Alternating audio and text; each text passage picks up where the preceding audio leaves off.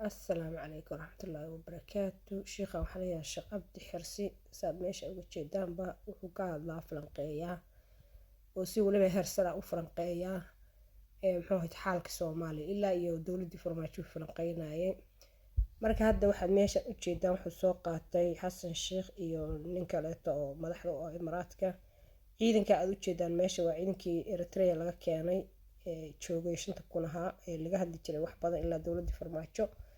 ciidankii waxaa loo saxiixay Imaaraadka ku shaqaysanaya oo maaragtay mushaharkooda bixinaya. dee marka mushaharna bilaash u bixin mayaan danay rabaan inay ku fashadaan Soomaa. bal aan dhageysano wuxuu sheekhu sheegay. kelmad waxaan ka oranayaa heshiiska lala galay Imaaraadka.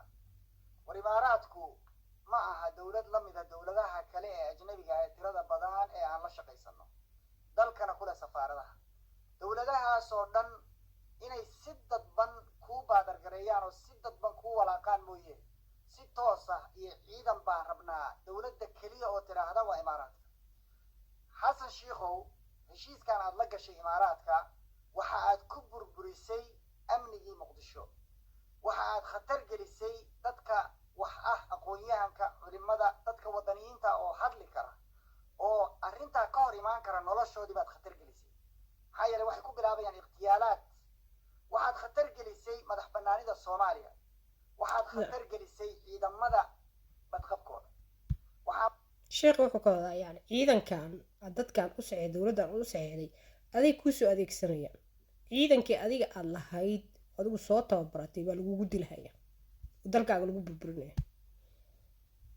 la yaabana oo aan rabay mar dhow inaan ka hadlo hay-adaha Soomaaliya, hay-adaha ugu muhiimsan sida booliiska iyo immigrationka dhaatadooda waxaa gacanta ku haya ajaanib.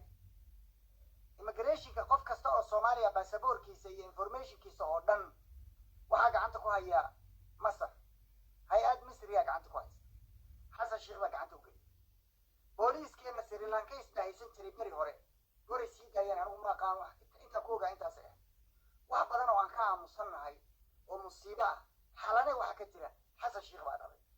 xasan Sheekh waa adigu dowladda u shaqaysa Soomaaliya mise sidaada dowladda Soomaaliya lagu soo diray inaad burburisa? su-aashaas aan ku weydiinaya. this is too much. wiilashan yaryarka ah oo dagaalka ogeyd uu ka dhacay oo adigu aad qaybta ka ahay oo madaxweynihii ciidankaas sameeyey ay gaaladoo dhammi ula dirireen arrintaa darteed maraykanku shantii ugu sarraysay safaaradiisa uu ku leeyahay Eritrea uu shaqada kaga eriyey see ku ogaan weyde ciidamadaa 5,000 oo la tababaray oo ninkaasoo Soomaaliya abaal ay u gashay uu abaalgud inoo ka dhigay inaad